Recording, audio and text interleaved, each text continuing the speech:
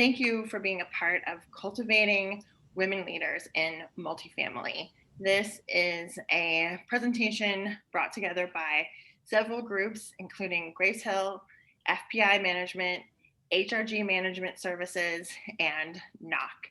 So we thank everyone for being here and thanks for your participation. A little bit of housekeeping. We have so much content today to talk about the tools and tricks that have been used to help these women leaders get where they are now and what they see for the future in multifamily. So we want to make sure that we cover all of that, but we'll try to leave time for your questions at the end. There is a Q&A section enabled, so if you have a question while we're talking, drop that in, and we'll leave some time at the end to try to address those specifically. We also are recording this session and it will be shared in Vision Libraries for Grace Hill customers. We don't want you to have to drop out. We're really happy you're here and it's going to be a very lively conversation, but it is being recorded and will be shared with everyone who registered. So thanks again and let's get going. This month, March, is Women's History Month in the United States, and in honor of that, we wanted to pull together some leaders in multifamily who are themselves women and talk to them directly about the challenges that they've faced in their careers, growing to this position of leadership, the tools that they've used to overcome those challenges, and specifically what they see the multifamily industry could do to grow even more women leaders. I'm thrilled to have, along with me moderating this conversation, Christi Dobbins, who is the Director of Product Management at Grace Hill. She's done many webinars with us, and I'm so happy to have her moderating today. And also Dana Hill, who's in Southeastern Field Sales at Grace Hill. Two really incredible women here at Grace Hill and people that I've been happy to work with. So thank you, Christi and Dana, for navigating this conversation and bringing the questions to our panelists. I'll let you start with your own introductions. Dana, thanks for this first two. Happy to be here and so honored to be a part of this panel of powerhouse women and leaders today for our industry. I want to start with introducing my new best friend, Alycia Anderson, who happens to be the RVP of sales at NOC. And we met through her being a motivational speaker. And she's also a DEI, which is personal to my heart, a DEI coach. And most importantly, a glass ceiling breaker. I also am proud to introduce Marci French, another new best friend, VP of Operations at HRG Management Services, NAAEI faculty member, Vice Chair, NAA Diversity and Inclusion Committee. You go, girl. And also a glass ceiling breaker. Thank you for being a part of the conversation today. Cindy, oh my God, Christi, will you take over from here with the rest of the introductions? I sure will, and it's hard to follow, but I've got some glass ceiling breakers of my own here. So first of all, I'm going to introduce Darcey Forbes. I am lucky enough to get to call Darcey one of my colleagues now. She's been an amazing person to work with. She is the Senior Director of Field Sales here at Grace Hill, and we are very lucky to have you here today. And then I also want to introduce Jessica Fern. Jessica, I have gotten to work with her for several years as well with FPI. She's the Senior Director of Training and Development there, and I'm always in awe at the different views and vantage points that she offers and just how much she adds to what she does every day. So thank you, Jessica, so much for being here. Shall we get started? Yes? Let's okay. Go. We are going to jump into questions right away because we have a lot to hear from all of these wonderful people. And so I'm going to jump right into the first question that we have for you today, which is, we would love to know, what is a particular challenge that you have faced while growing into leadership?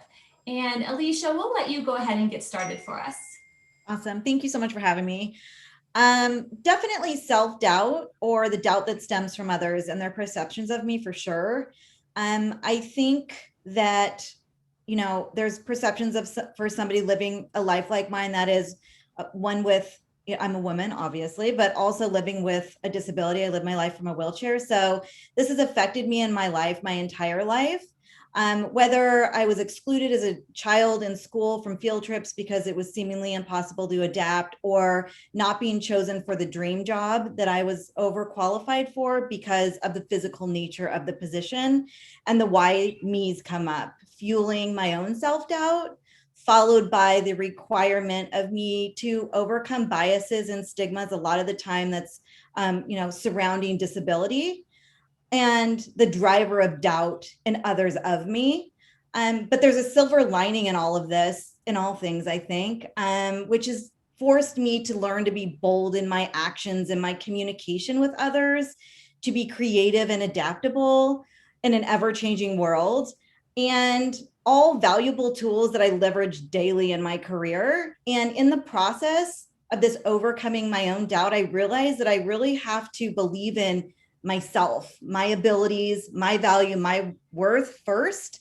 And then over time, that will trickle down and strip away doubts of others that might be propelled on me. And then just, giving me the opportunity to grow more. That's great. And, Alycia, on that topic of self-doubt, because that really does, I think, touch all of us in many different ways. There's a study done by KPMG last year on female executives. 74% of female executives say that they believe their male counterparts do not experience as much self-doubt as their female leaders.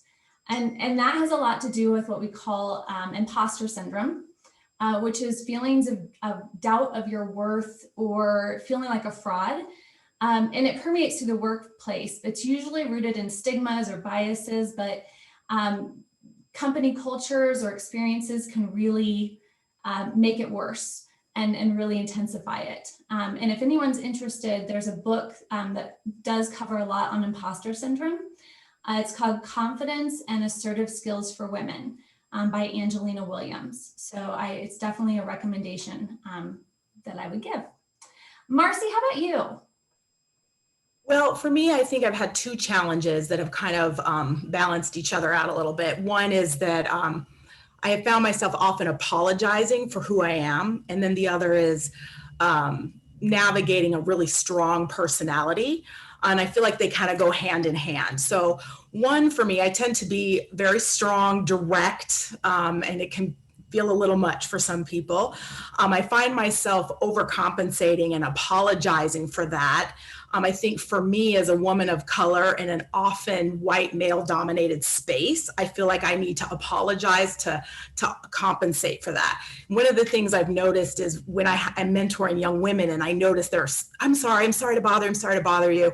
I see that in them because I know it's something I struggled with. So a thing that I something I give to people as a resource is this commercial from Pantene. It's Sorry, Not Sorry, if you Google it. And it's this whole commercial about women apologizing for things when they didn't even do anything wrong. So I love this. I recommend it for all women. So the other thing for me is to pay very close attention to how I make people feel. And emotional intelligence plays into that. And the key to that, I think, is to really pay attention to those that you speak with, watch their body language. How are you making them feel? How are they responding to you? So I think for me, navigating those two things together have allowed me to balance out my own personality, to accept who I am, and then be able to navigate as both somebody's team member, somebody's leader, and somebody's subordinate. Yeah. Very true. And I love the no apologies part there.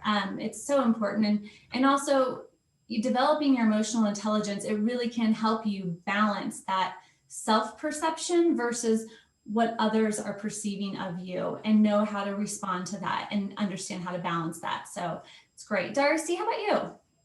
Well, I think I echo my female constituents here in saying that, we have a very bold group that is joining you all today. And I think some of the things that we, get challenged with is what Alycia said, is that self-doubt and, trying to quell that boldness that we have. I've been known to be, very transparent, that there's some points I should be opaque. And that's my effective communication style. But I think that as you grow in your career, even from when I started in multifamily, even to today, there's that fear of failure that still just rises up all the time. And I've been able to serve in many different positions within multifamily, which has been, a part of my, excitement about being able to, experience different things. But there's always that little voice in your head, that fear of failure. And I learned that, that fear of failure is something that you have to listen to, because there's opportunities to learn from it. And that you've got to look back at what your experiences have been. Robin Roberts had a great piece on this on one of her master classes. And she said, when you get that self-doubt and that fear of failure, she says, can you turn around and look behind you? Do you see all the other mountains that you already climbed, all the achievements you've already done? Why is this one that's sitting in front of you this insurmountable? And it just stuck with me. And I was just like, yeah, you know what? That's what you really have to take time to reflect upon and understand where you've been, who you are today is going to shape who you can become in the future. So when that fear of failure comes up, just recognize it, say hello to it, and realize that, okay, it's okay to fail, and I'm going to fail, but I'm going to learn from it and pay it forward. And I think, Darcey, to that point, it's not just the achievements that we have in the past that can grow our confidence. It's the failures we have in our past that can also grow our confidence. So if you can look back at both and learn from them and grow that confidence from them, it's a powerful tool to harness. Absolutely. I absolutely agree. Yeah. Jessica, how about you? I think one of my biggest challenges was to earn what I'm going to go ahead and call leadership maturity by really growing into myself. Sometimes as new leaders, it's hard to embrace all of the parts of you. So you focus on what other people might want to see. And learning to embrace my whole self helped me remove that self-doubt that keeps coming up. And to me, self-doubt is like finding famine where there is abundance. So it's actually from a Shakespeare sonnet, but it's really important to garden the right perspective. New leaders are inspired and driven, but sometimes we lack the experience and exposure and end up focusing on the right or on the wrong thing, because we get very caught up in, I want to be a leader and I want to take people to places, but you really have to focus on that leadership of self. And I think that was one of my biggest challenges, was finding out, how do I incorporate all of me into strong leadership of self, which sounds really easy, but it's not, because you have to come to terms with all of those things that are coming up in these themes today. So a couple ways that I feel like it really helped me earn that leadership maturity was, first, accepting exactly who I am through honest core values. And even that is a little bit tricky, because sometimes what we actually value and what we want to value are totally different things. A really good example is if I say I value health and wellness, but I eat McDonald's every day, like those two things don't match up. So like being very honest about, who am I? Because in authentic leadership, people can just smell that a mile away. And so it's very important just to be good with who your core value DNA is. Misaligned values can create misaligned intentions. The second thing is just, sharing this stage with all of these wonderful women who are also brave, honest, and vulnerable. That inspires the exact same thing in others. And folks look to leaders to see, how human can they really be? And being a strong, honest, open, brave human helps make the world around you fearless too.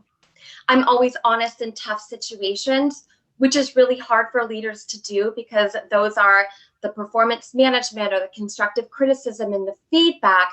But those are those moments where you look around and didn't realize that you were a leader, because you cared more about another, to have the tough conversations and really invest back in, because you cared more about that other person than how it made you look. And then third, I learn more about myself, embracing the owner's manual and script that my ADHD and HSP, which is highly sensitive person brain, works with.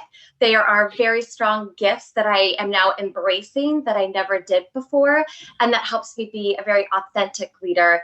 And then the fourth thing is, I just try to stay incredibly grateful and learn from others, and wake up every day trying to do the absolute best that I can.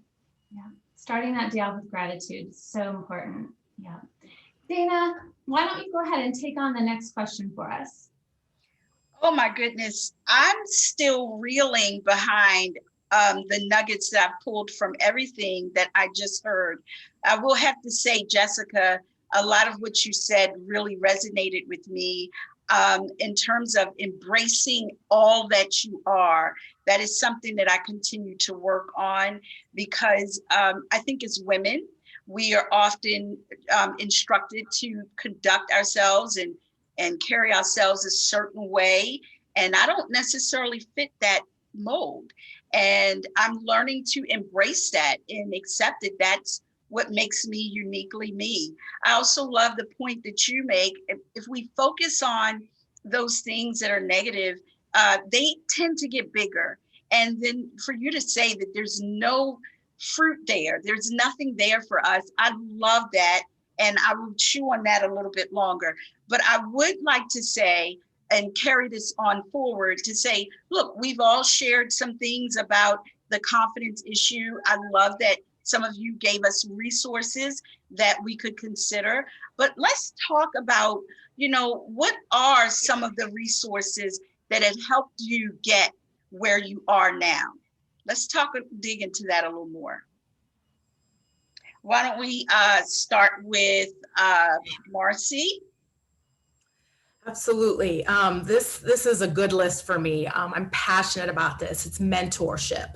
So for me, one of the resources has not only making sure I always have a mentor or several mentors, depending on what area of my life I want that covered, but having mentors, having someone I trust, someone that I look up to, someone that's been down the path before me who can help me navigate it, but also being a mentor. And I say that is a resource. It's not just being a mentor as a resource to someone else. It's a resource to me.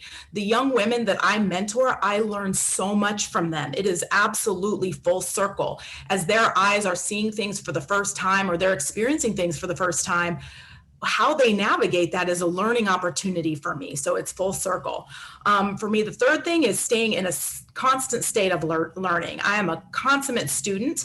The day we think we've arrived, we're done. So we never arrive. There's always something new to learn. You can learn things from the most unexpected sources. Keep your eyes open, keep your ears open. And there's always something new to learn. And I love that. I'm always looking for something new to learn. And the last thing for me is my father modeled integrity and hard work.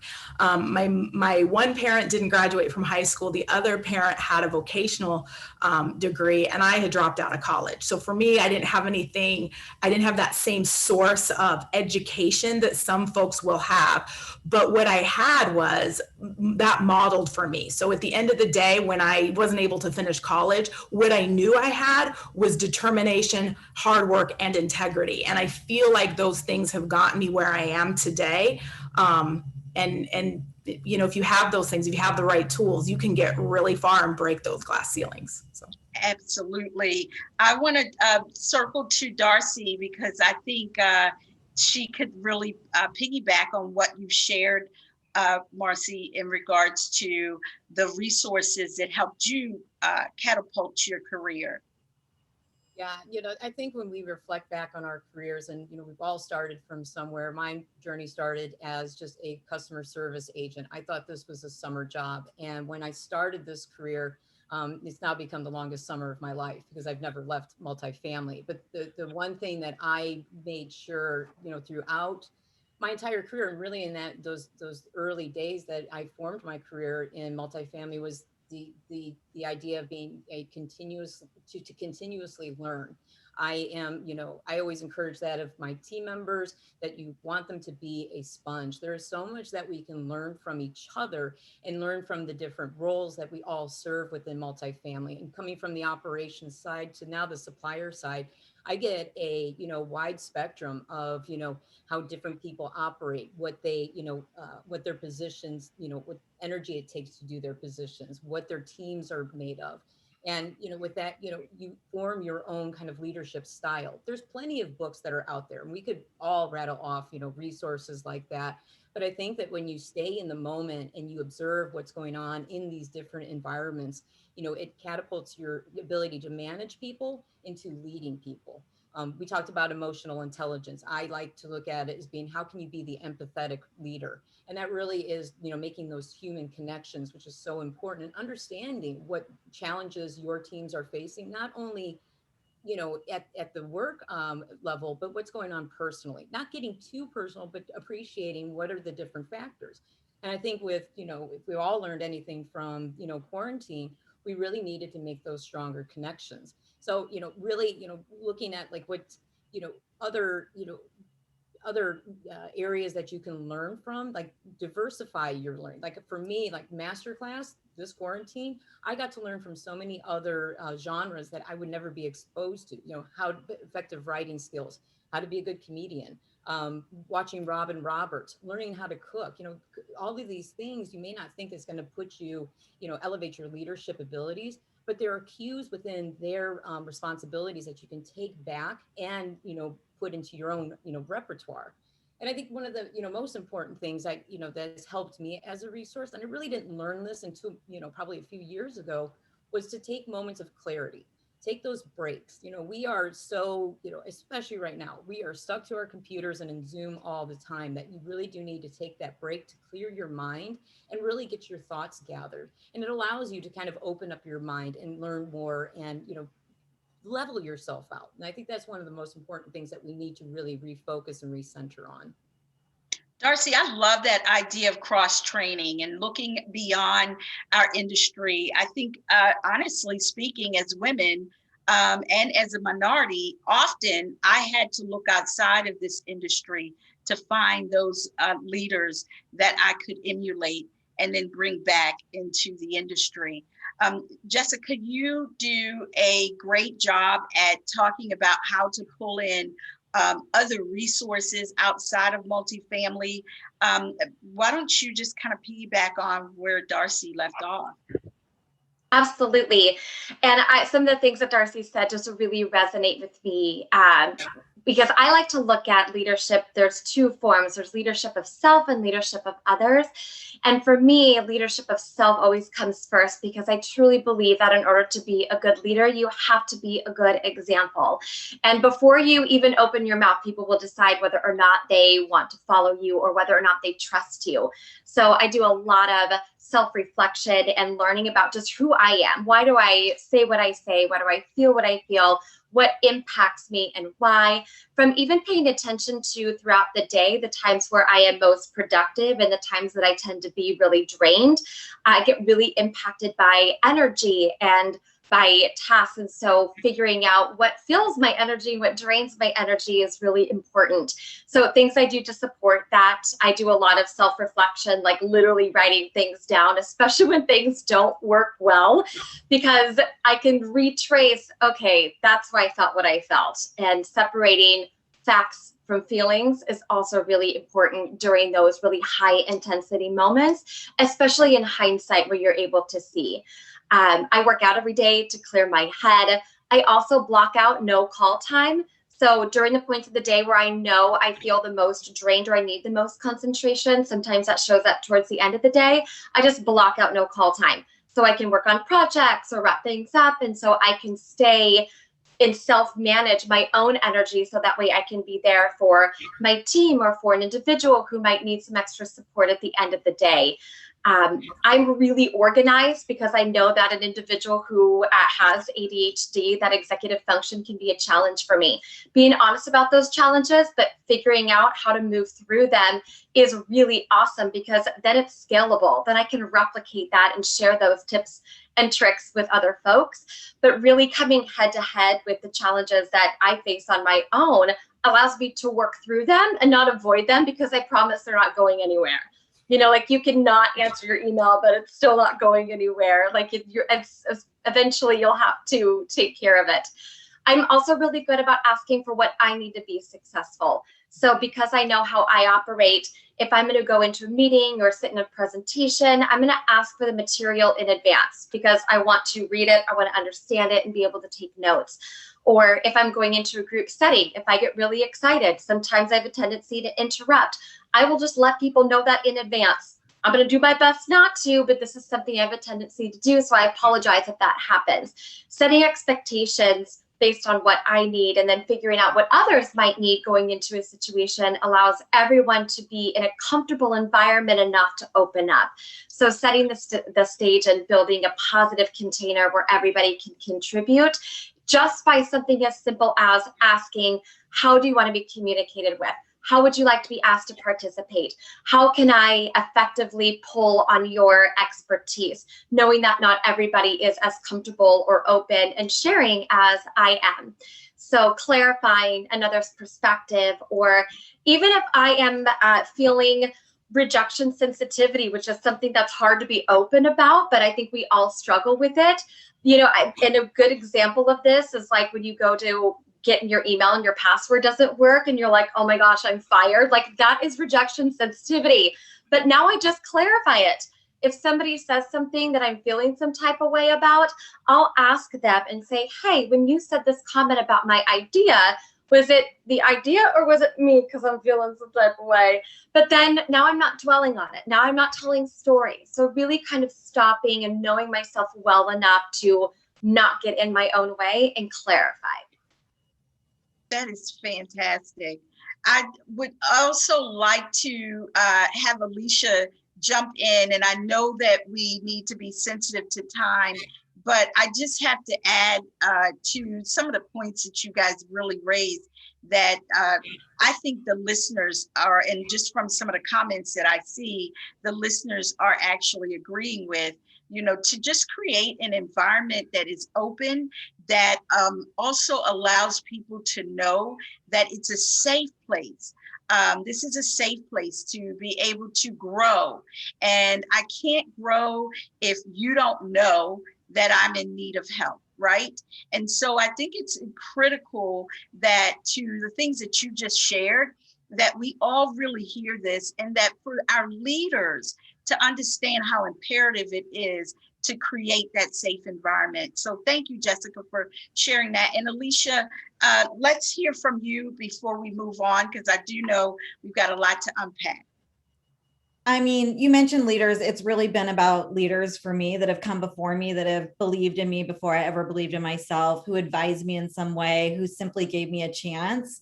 My dad taught me the value of hard work, something super important that, especially for somebody facing a lifetime of adversity, to really embrace. Or Dimitri, our co-founder at work, who was the first person to hire me on because of my diversity, and looked at it as a valuable core piece of the pie that makes me uniquely qualified, as I have to plan additional, things in my life, and taking my diversity and looking at it as not a limitation, but a value proposition for filling a role within the company.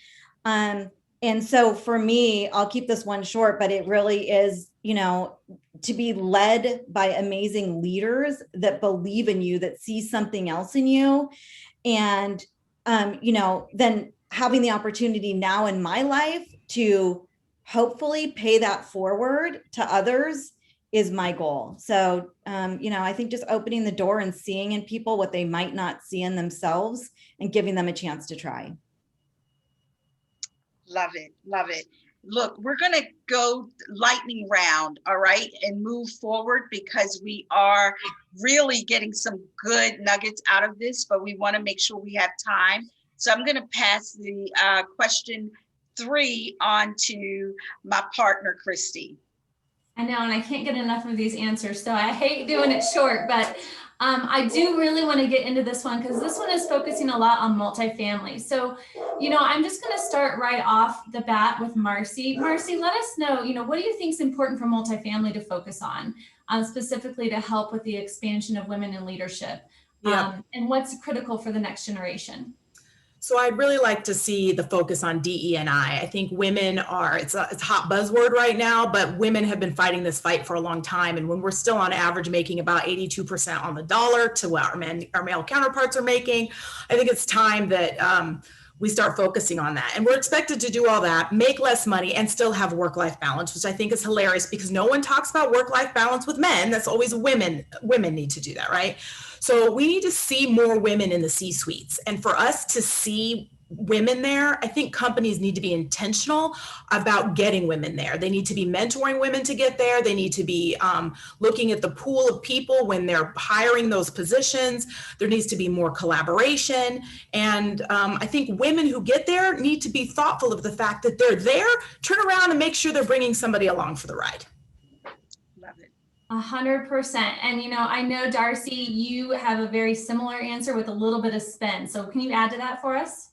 I always look at it, you know, I'll spin it a little bit more too, is that, you know, there are so many investors in our successes that we can, you know, look back upon that helped us get to where we are. Exactly what Marci is saying. We've got to make sure we're pulling everybody forward.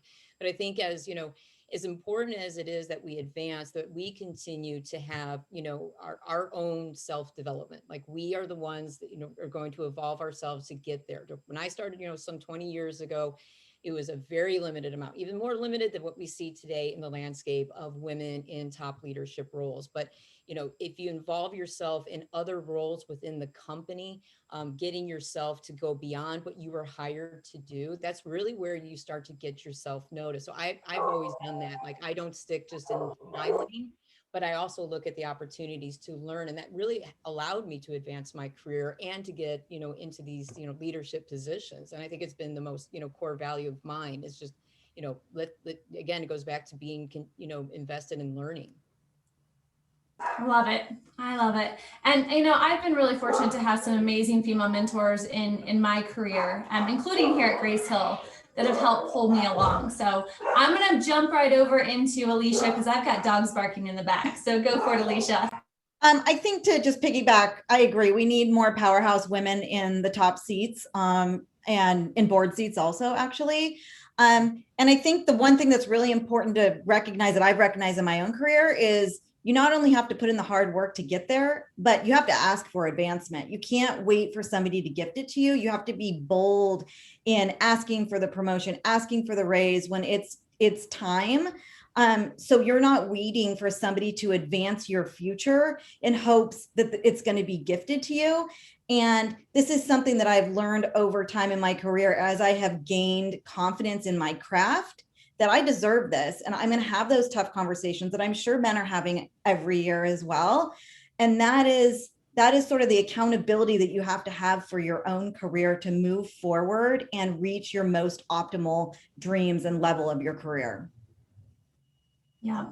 And both, I think all three of you now have touched on the need for more females in the C-suite. And unfortunately, there was an IBM study on women in leadership just released this week that's found that there are fewer women now holding senior vice president, director, and manager roles in 2021 than there were in 2019. So we're falling back, unfortunately. And it is those roles, the individuals in those roles, that really help open those doors to more female leadership, whether through mentorship or sponsoring, or, you know, putting investment towards things that allow for women to grow in these positions. And so if we don't focus on this, don't focus on getting more in the C-suite, it's going to continue to be an issue. And obviously 2020 had a huge impact on that. And, you know, women were unequally impacted by this. So, you know, we need to enable women to return to work, more flexible work arrangements, gender blind hiring, childcare support, better sponsorship programs, things like that, that will really enable that to happen. So let's see, we have Jessica now. Jessica, how about you?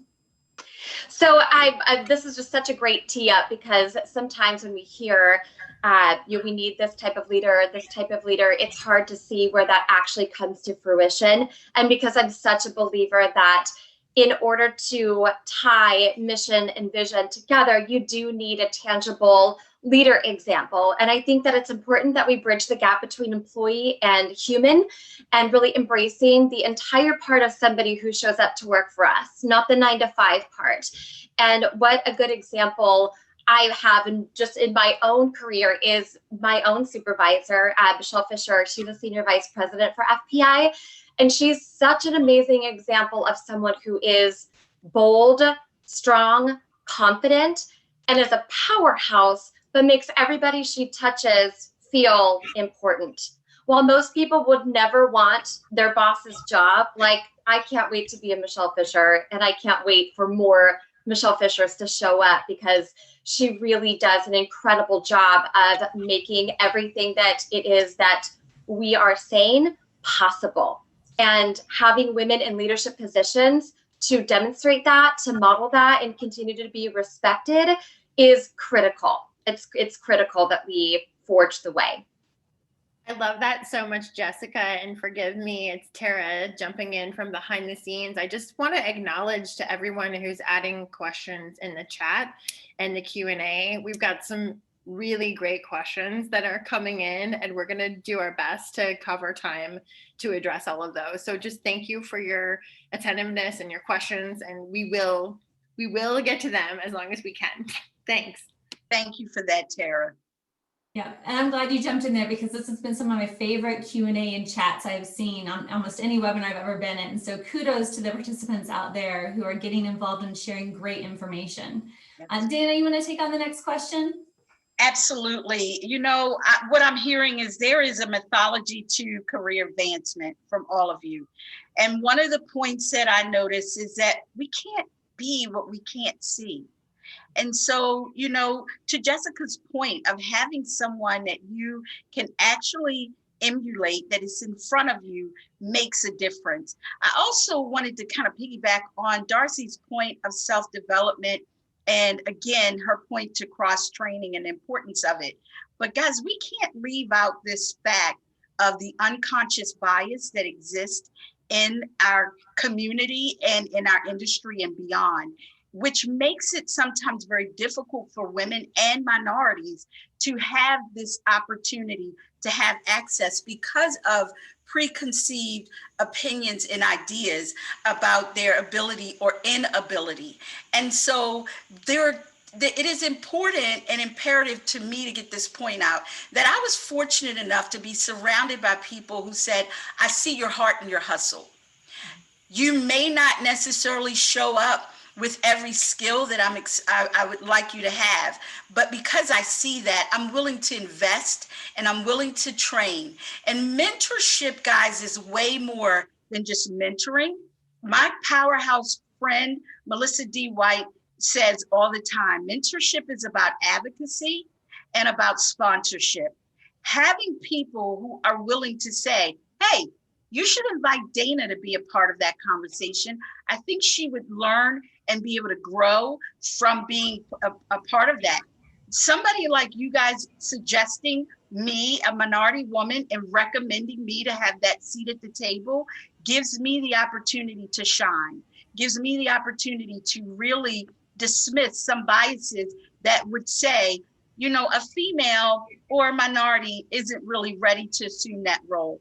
So I love the things that you're saying, and I wanted to double down on that. The next question for the panelists, what tools, what practices, methods will help facilitate us seeing more women and minorities in leadership roles? Let's start with Alycia.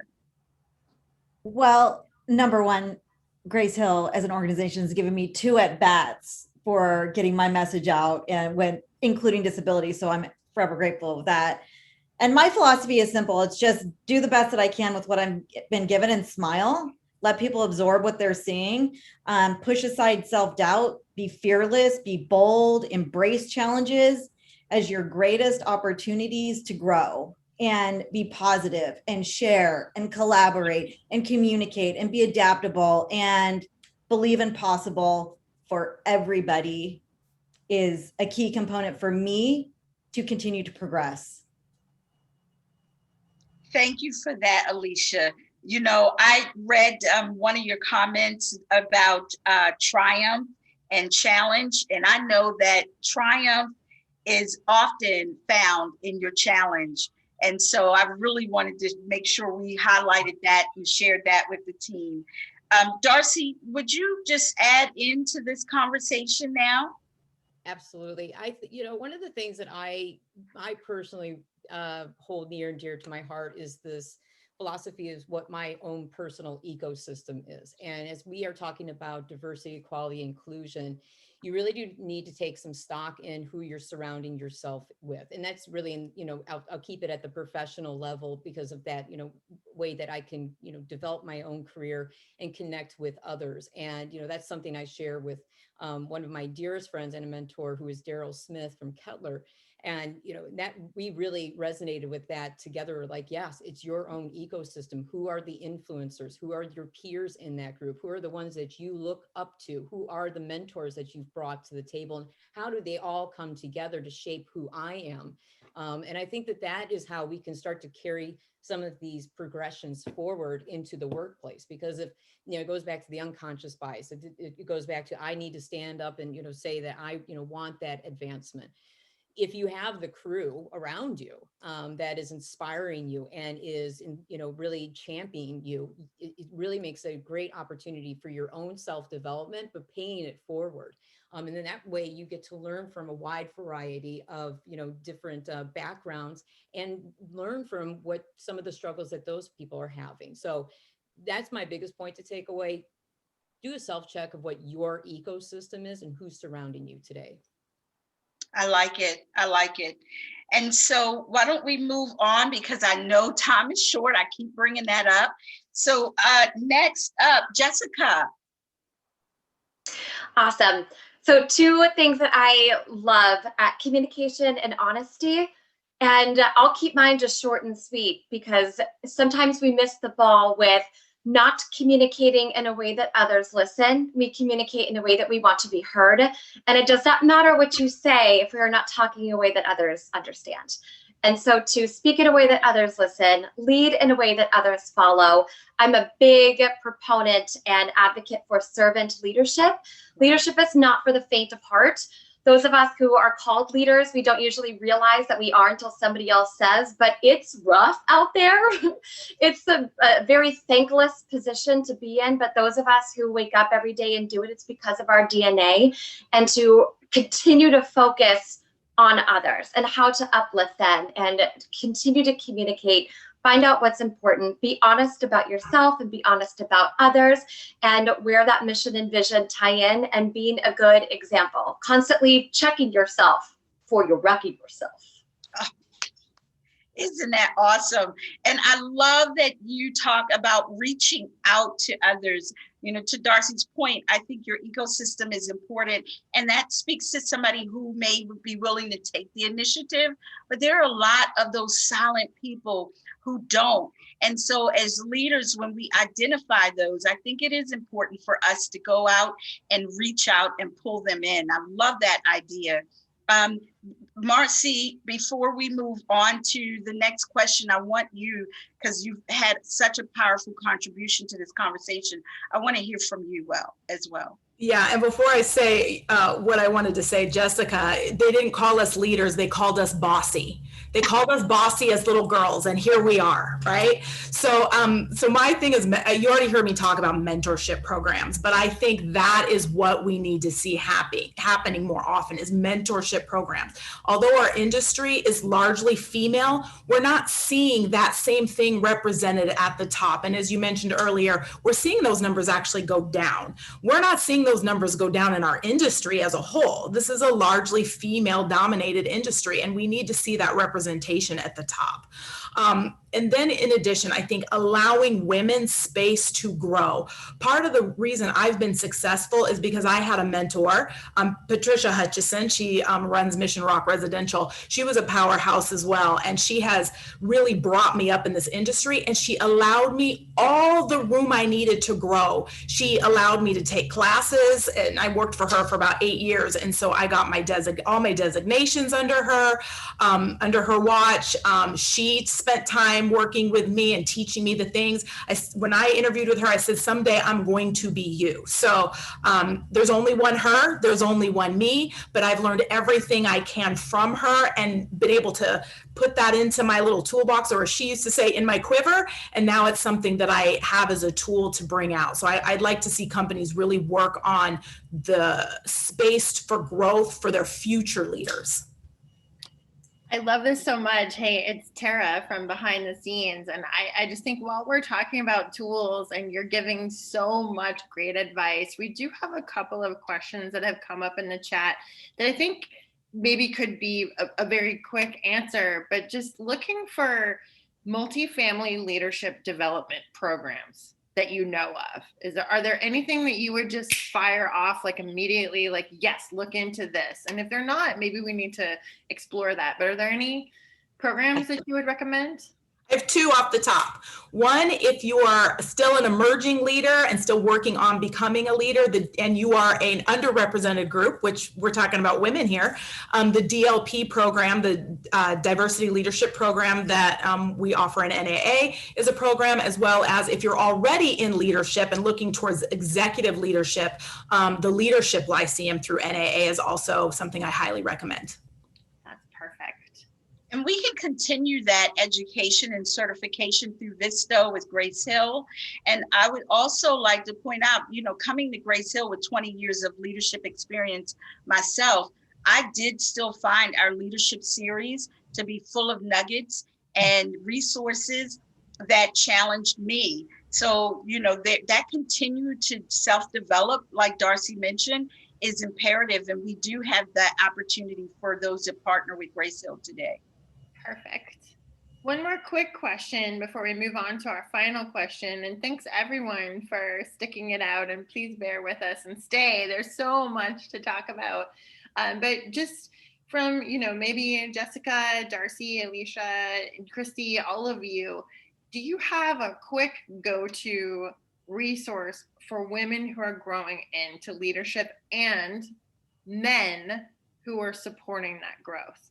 Is there a book, a podcast, an organization that quickly comes to mind for you of like, oh yeah, this will like help you learn how to do all the things that we're talking about? I am a big believer in identifying values. And so if you can Google top values, core values. I have a set of values cards that I play with because your values can be different tomorrow than they are today. And so really doing some work around picking what your top 5 are is really important, because all of your decisions come from your core values. So if family is number 1, all of your decisions will surround family, but there's also ways to identify what another person's values are that might conflict with your own. For example, if I value quantity and you value quality, you and I might have a hard time if you're not working as fast as I like. So it really kind of helps set the stage for, this is who I am as a leader, and here's why, and here's how you are as either a leader or someone I'm working with as well. So, and those are really easy things to do. They make value cards. You can Google top values and really doing some work around those top 5. That's perfect. We're also seeing Leaders Eat Last as a book recommendation in the chat. 5 Levels of Leadership. Nice Girls Don't Get the Corner Office by Lois Frankel. Anything else quickly that you ladies want to throw into the mix? John Maxwell has an incredible leadership podcast. His new series on communication is awesome. Perfect. Let's move to the last question. And if we don't address your questions in the Q&A immediately, please know that we are so grateful and want to use this momentum to give even more information in the future. So stay tuned and we'll follow up. But Christi, what's our final question? And let's do a lightning round. All right. If you could tell your younger self just one thing, one piece of advice, what would that be? And Alycia, we're going to start with you first.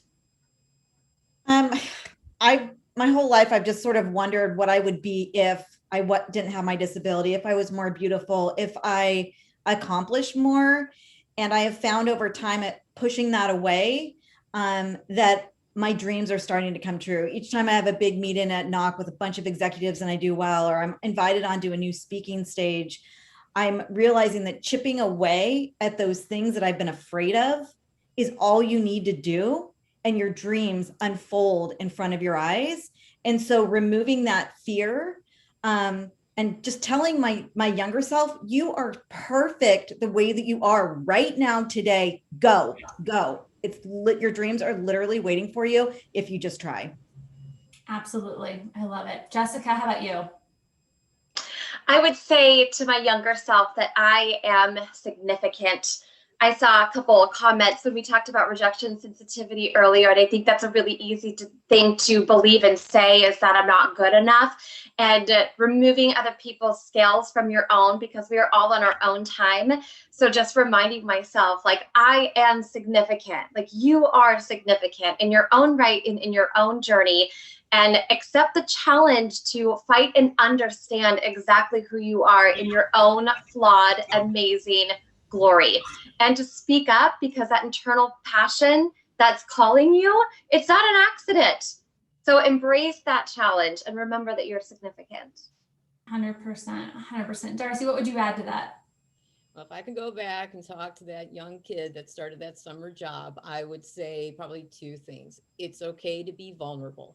I think that's something that is something that we're all trying to really understand as we move through our careers, that it is okay to be vulnerable with your peers, your leaders, and with your own team. Just showing that authenticity is probably the most important thing. Because I think when I first came up in the ranks, I wanted to be, I was a stoic. I was going to get everything done and accept every challenge. And when I failed, it would just crush me. And then I would just internalize it. But then not learning from those lessons, would regress me, basically. So I think vulnerability is something that I would like to go tell that young lady. Yeah. And I would jump in with that and say, that self-compassion, you have to make room for mistakes and doubt. And then you have to be kind to yourself and have that self-compassion to allow for that. Right. Okay. And let's see here, Marci, how about you? I would take myself by the shoulders, look myself straight in the eye and say, stop trying to assimilate and instead authenticate. I so wish I could have understood that being authentic would help me win. It took me so long to figure that out, but being my authentic self, you win every single time.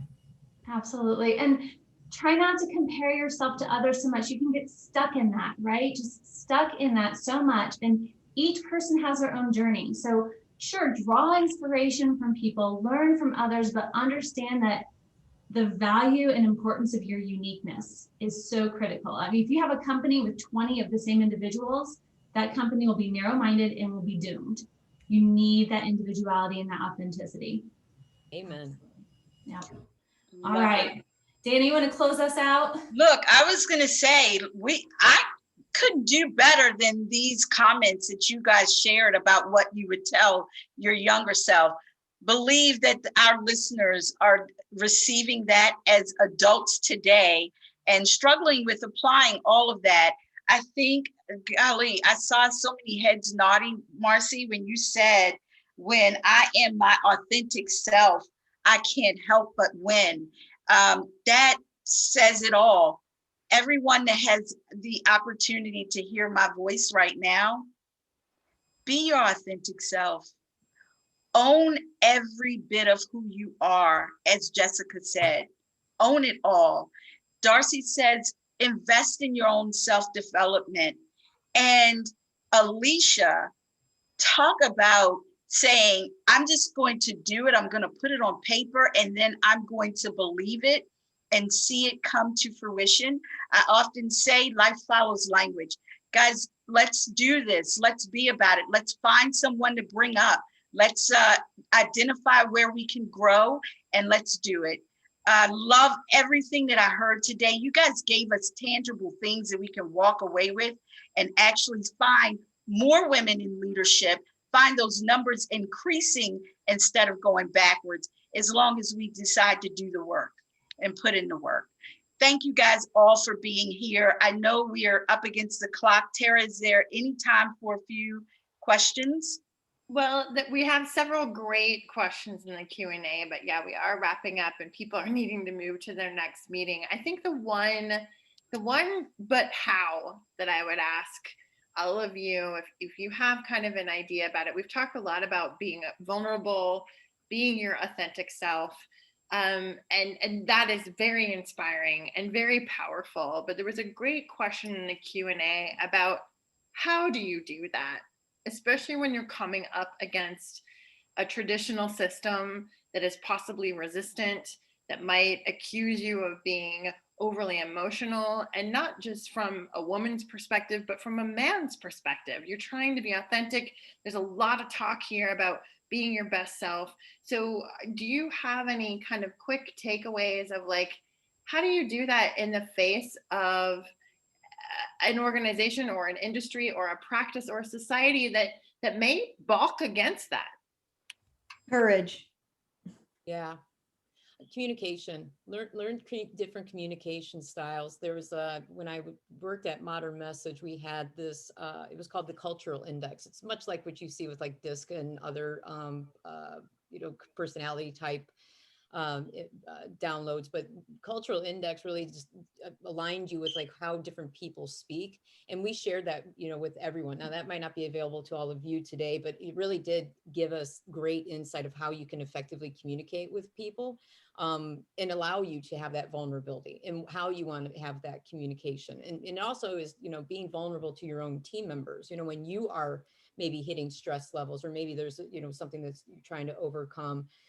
You don't have to always internalize it. We're not saying that you have to spill everything out there, but I think, letting them in the fold of like, hey, here's the challenges that we're facing. They curate those conversations to be more effective. Well, I think that's where, Darcey, what you said about learning and being a sponge, like you kind of have to learn how to do that, right? Like you're not going to automatically be awesome at it in the first 10 seconds. Like you need to learn how to do that. Thank you. I'm not awesome at it at 22 years, so. Yeah. Keep going. Let's hear some more responses before we close out. I was going to piggyback off of what Darcey said, is to listen to hear. That's been something that's helped me so much. Not listen to respond. It goes along with communication, but listen to hear. I've learned so much about how I affect others by listening to hear, not to always have this defense mechanism up. And you can really learn and tailor your style to someone else. If you speak to someone the way they want to be spoken to, or they want to be communicated, it's so much easier. When I think that's what makes a great leader, is not communicating the way that you want to communicate, but the way the person wants to receive communication. I totally agree with that. I think that there's power in what you give power to. And that's part of our freedom of perspective, is being able to shift that power. And I know that how, right? Like, how do you take that first step where there's so much to lose? Know that most of that's probably a self-inflicted story, and you can rewrite another one, right? Or rewriting fact or rewriting fiction. And there might be so many individuals who are listening, like, can my boss hear this? Can my boss hear this? Change doesn't happen until you get tired of your own BS. Like, when things aren't aligning up. And if you are there, then it's time to ask the question, why? And then do a lot of listening and a lot of reflection and a lot of learning. And sooner or later, you will have the courage to jump in and raise your hand and take the risk. And I would just add to reach out to these ladies, start there. These ladies on this call, connect with them, reach out to them, and have this conversation offline. That's the first step.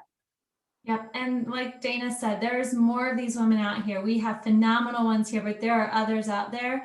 Some you may know, use them. They are there to empower you to do this, and they want to empower you to have those conversations. So just do it. Christi, really quick, somebody asked about how to reach out to us. And I think all of us I know all of us are on LinkedIn, because we did this advertisement. So I definitely prefer to do all my connecting through work on LinkedIn. I'm there and I'm open, and I bet the rest of these ladies are as well. Yes, I am. 100%. And also we will, like I said again at the beginning, we will be sharing out this recording, which way back at the beginning, an hour ago, we did share that information, and we'll make sure it's available to everybody who was here. But I just want to say thank you so much to all of you for your incredible, inspiring, helpful, practical, motivational advice. It's been terrific working with you. Thank you everyone who was here in attendance as an audience member, and we will truly look forward to more conversation together through Grace Hill and through these other organizations. Just thank you, Christi and Dana, again for moderating. Thank you to all four of our panelists, and go forth and be bold. And break ceilings. That's right. Thanks, ladies. Thanks, everyone. Bye. Thank you so much.